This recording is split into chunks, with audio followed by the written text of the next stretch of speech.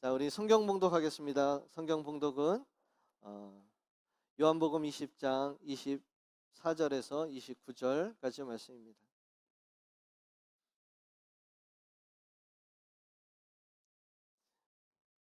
요한복음 20장 24절에서 29절까지 말씀입니다.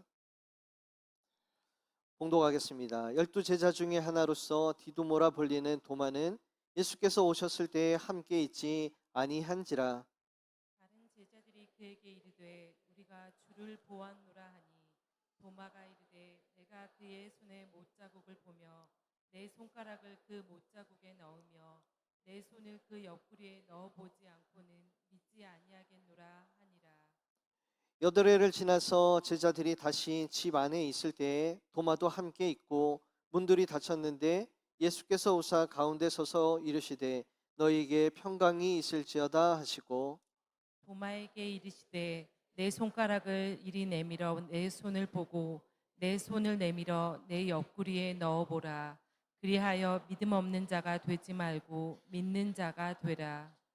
도마가 대답하여 이르되 나의 주님이시오 나의 하나님이시니이다. 예수께서 이르시되 너는 나를 본고로 믿느냐? 보지 못하고 믿는 자들은 복되도다 하시니라. 아멘. 아멘. 주님의 평안이 함께 하시기를 축복합니다. 자, 이 말씀의 결론은 보지 않고 믿는 믿음이 복되다라는 말씀입니다. 예수님께서는 도마에게 안타깝게 너는 나를 보아야 믿는 사람이구나. 그러나 보지 않고 믿는 사람이 복되다. 그렇게 말씀하셨어요. 왜 보지 않고 믿는 사람이 복될까? 보지 않고 믿는 사람이 더 많은 것을 보기 때문에 그렇습니다. 히브리서 기자는 믿음은 보이지 않는 것들의 실상이라고 했어요. 믿어야지만 보이는 것들이 있습니다. 요셉은 믿었기 때문에 남들이 보지 못하는 존귀하게 되는 자신의 장래를 보았습니다. 그래서 그는 노예살이를 살 때에도 억울하게 죄수로 감옥에 있을 때에도 그 마음속에는 소망을 늘 가질 수 있었고 낙심하지 않고 힘을 낼 수가 있었습니다. 그래서 요셉은 보이지 않는 것을 믿음으로 보았기 때문에 복된 사람이 되었습니다. 그런데 오늘 본문의 말씀의 교훈은 믿음으로 봐라 라는 것이 아닙니다. 주님은 도마가 믿음으로 볼 수 있는 사람이 아니다 라는 것을 아셨어요. 그래서 보아야만 믿는 도마를 위해서 다시 나타내 보여주셨습니다. 도마를 향해서 하신 말씀은 너 그러면 안 돼 라는 말씀이 아니라 안타깝다라는 말씀이에요. 또한 도마는 보아야지만 믿을 수 있는 사람이기 때문에 예수님께서 안타깝다라고 말씀하신 거예요. 주님이 도마에 대해서 특별히 안타까운 이유가 있습니다. 그것은 도마는요, 믿는다면 아주 크게 믿을 사람이기 때문에 그래요. 우리 28절 말씀을 다 같이 한번 읽어보겠습니다. 28절의 말씀입니다. 시작. 도마가 대답하여 이르되 나의 주님이시오 나의 하나님이시니이다. 어떤 제자도 예수님께서 이 땅에 계실 때 예수님을 하나님이십니다 라고 말했던 제자는 아무도 없습니다. 죽은 자를 살리시는 것을 보았을 때에도, 풍랑을 잠잠하게 하시는 것을 보았을 때에도 예수님을 하나님이라고 고백한 사람은 아무도 없어요. 단지 하나님의 아들이십니다 라고 고백을 했어요. 베드로가 칭찬받은 그 고백 속에서도 베드로는요, 예수님을 하나님이라고 고백하지 않아요. 하나님의 아들이라고 고백을 합니다. 그런데 오직 도마만 부활하신 예수님을 보자마자 예수님은 하나님이십니다 라고 그렇게 고백을 하고 있어요. 주님은 도마가 이렇게 크게 믿을 사람이라는 것을 알았기 때문에 도마만을 위해서 두 번째 제자들 앞에 나타내 보여주셨어요. 본문 말씀을 보면 이상한 것이 한 가지가 있습니다. 예수님께서 두 번째 나타나신 것은 분명히 도마만을 위해서 나타나셨는데, 첫 번째에도 그리고 두 번째에도 제자들이 모두가 모였을 때 나타나셨다라는 거예요. 우리는 이런 질문을 해볼 수 있어요. 왜 예수님은 도마를 만나러 왔는데 제자들이 함께 있을 때 오셨을까? 그냥 도마만 따로 불러서 만날 수도 있었을 텐데, 베드로를 만났을 때처럼 왜 굳이 제자들과 함께 있을 때 도마를 만났을까? 본문을 통해서 우리는 그 이유를 알 수가 있어요. 자, 요한이요, 의도적으로 반복해서 기록한 말씀이 있습니다.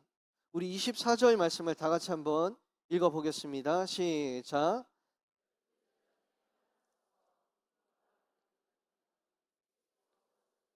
함께 있지 아니한지라. 도마가 예수님을 만나지 못한 이유가 있어요. 왜냐하면 함께 있지 않았기 때문이란. 이번에 26절 말씀을 다 같이 한번 읽어보겠습니다. 시작.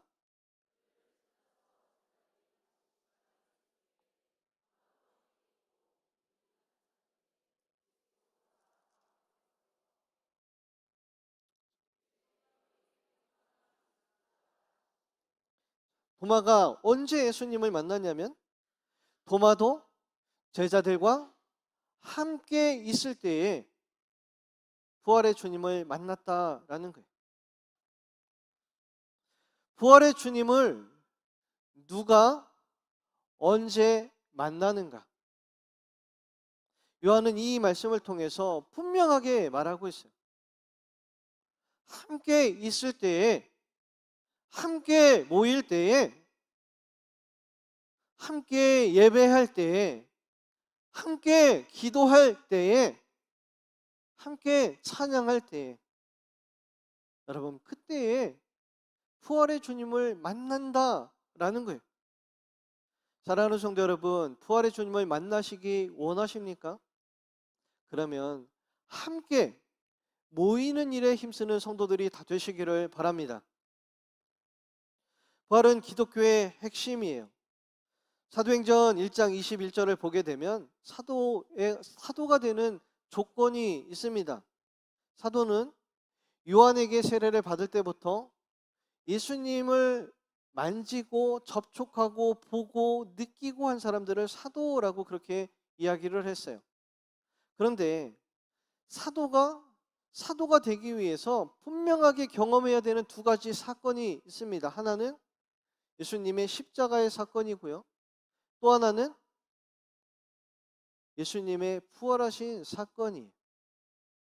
그래서 사도들은요, 내가 예수님이 십자가에 달리시는 것을 보았고, 그리고 창사한 지 사흘 만에 죽은 자 가운데서 살아나시는 것을 보았습니다. 그렇게 증거를 하고 다녔어요. 성도가 되는 것, 하나님의 자녀가 되는 것, 그것은 다른 것이 아니라 우리가 부활의 주님을 만나야 한다라는 겁니다. 부활의 주님을 만나기 위해서 우리는 함께 모이는 일에 열심을 내야 합니다.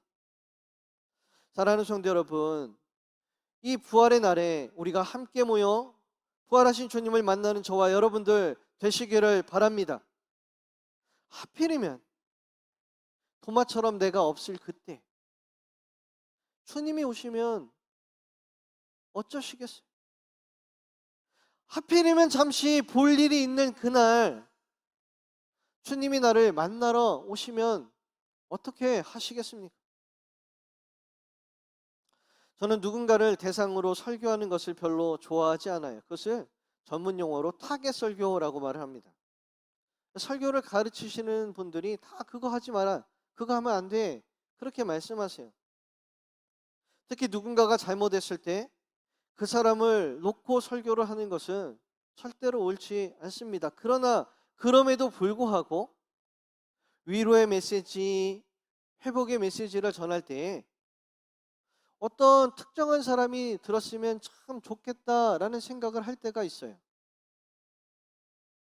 이 말씀을 들으면 그 사람에게 해답이 될 텐데,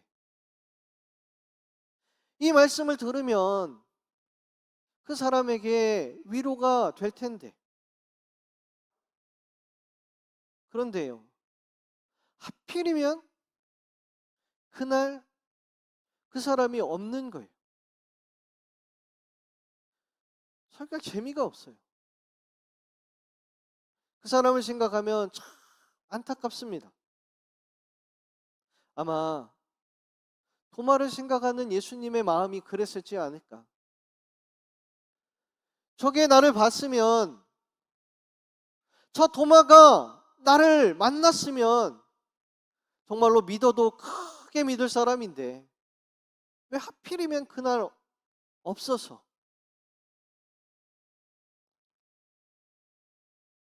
이 부활의 아침에 무엇보다도 함께 모이는 우리들의 예배가 회복되기를 간절히 기원합니다.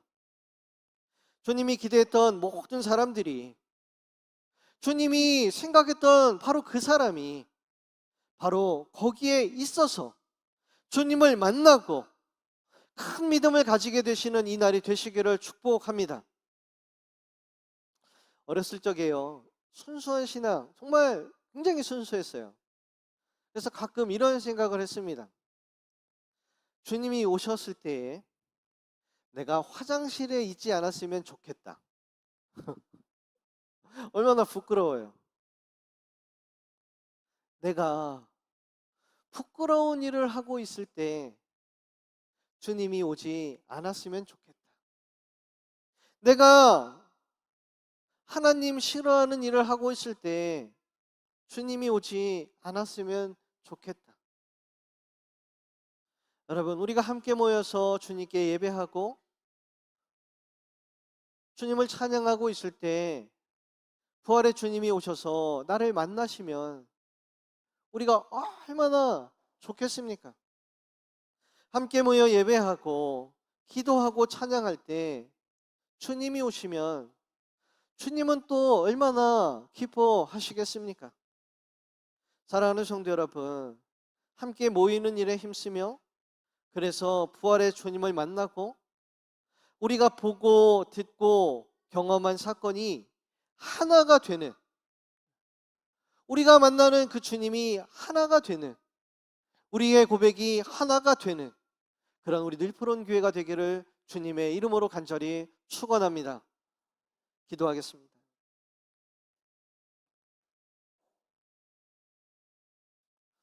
은혜와 사랑이 많으신 하나님 아버지,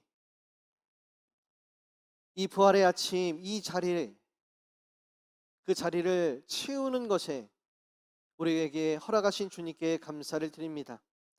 또 이렇게 우리가 함께 모였을 때 우리 한 사람 한 사람 만나주시며 나를 보아라 라고 말씀하여 주시는 우리 주님의 은혜에 감사를 드립니다. 좀 우리 늘푸른 교회가 한 분 주님을 만나고 하나의 고백을 함께 할 수 있는 우리 늘푸른 교회가 될 수 있도록 주여 축복하여 주시옵소서. 예수님의 이름으로 기도합니다. 아멘.